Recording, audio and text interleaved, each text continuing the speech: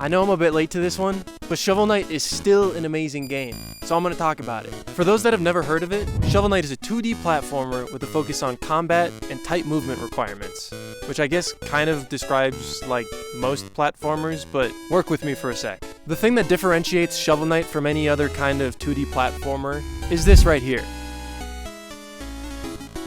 Look at that. It's a beautiful blend of difficulty and fun with a cute story and a small world full of characters that are all very unique. Originally a shorter experience, it was later expanded to include 4 separate campaigns with 4 different unique characters. Over time, it blossomed into a game that's extremely deserving of its $40 price tag.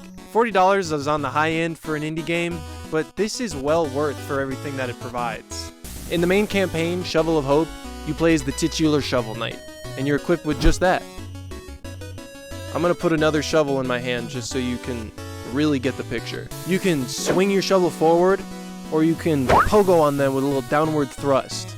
There's a myriad of items that can be collected to supplement the combat and make things easier or more stylish if that's what you're into, but most of them are optional. The game has no inherent dodge mechanics, so positioning is key.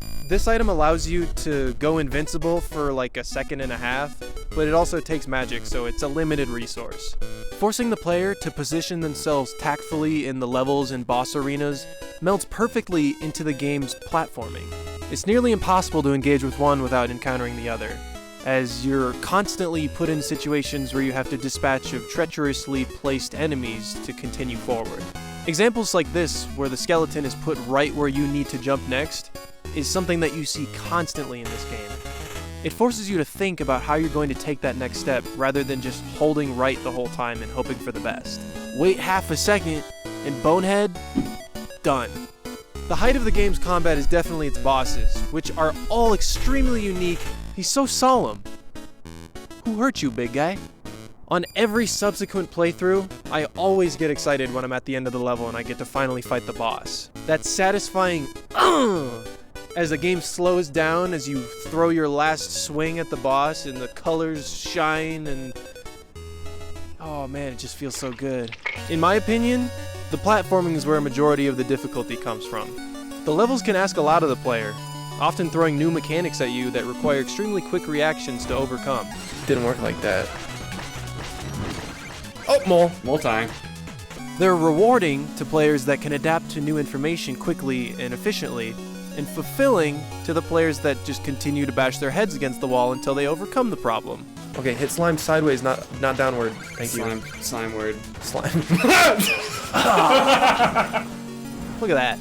They're trying their best. The platforming also provides pseudo-puzzles that the player must solve while responding to other challenges at the same time. And the multiplayer. Oh, the multiplayer. The co-op mode in Shovel Knight is among the goofiest I have ever experienced. The Shovel of Hope campaign, which is the one we've been talking about the entire time, gives you the option to throw in a player 2 for a little bit of couch co-op. Unfortunately, the other 3 campaigns don't have a co-op mode, but with how complex the combat and movement mechanics are in those other campaigns, there's really no room for another player. Most of the difficulty comes from the fact that every level is crafted beautifully for a solid single-player experience, and the presence of a second body on screen serves only to make everything harder. You go first. Oh my god. No! You bounced off my head! Yeah, I bounced off your head directly. You're always incentivized to collect more gold than the other person, to be ahead of them in the level, to always be in the front of the pack. Okay, I'm gonna let you try to lead the boat. Let me drive the boat. Yeah, so the problem though is you immediately got ahead of me. But it's so important that they added it. I miss couch co-op so much, dude. Oh my god, being able to sit next to a person on the couch. Damn, that's why it's called couch co-op. It'd be too much for me to cover each separate campaign in this video because there's just so much content to each of them. But in addition to being able to play as Shovel Knight, you can play as Plague Knight, Spectre Knight, and King Knight, all of which provide their own unique gameplay styles and have new stories and characters. They also all have their own unique levels that require their specific skills for traversal. They just thought of so many ways to make the game more fun, not just on your first playthrough, but ways to switch it up on subsequent playthroughs. You got cheat codes that make you real big, You got cheat codes that make you really little small guy. Little guy, just a little guy. Little tiny guy. They went out of their way to make the Shovel Knight amiibo actually worth getting, as it provides a huge amount of new items that arguably destroy the game's natural progression path. It lets you customize your character with new items and cosmetics, and inserts a new menu of abilities that completely change the way that you interact with every level. Personally, it's the most I've ever seen a game offer the player for just scanning that amiibo. The game's story is so simple, but I still feel every time I play.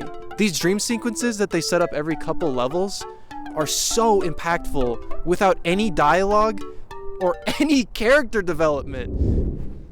Look at that. Fit for a king. Welcome, subjects. If you've made it to this part of the video, I appreciate you and I love you. A lot of new faces coming around here lately, and I love that. I appreciate you guys, and I hope to see you in the future. Stay dry, stay loyal, stay hungry. See you next Sunday. Does the side flip? How was that?